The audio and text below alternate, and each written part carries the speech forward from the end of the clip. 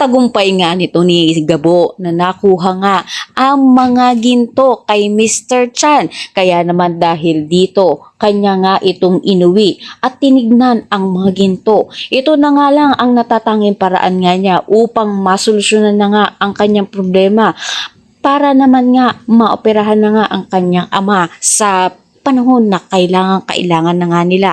Kaya naman napag-isipan naman nga siya ng mga tauhan nga nito ni Tatang na baka nga itong ang si Gabo ay tinakas na nga ang mga ginto. Napapaisip naman nga itong ang si Sam kung sino nga ang lalaki na lagi nga niyang nakikita at nakakatulong sa kanya sa pagdakip sa mga taong masasama. Kinakailangan nga raw niya itong mahanap upang sa gayon nga masagot ang kanyang mga katanungan.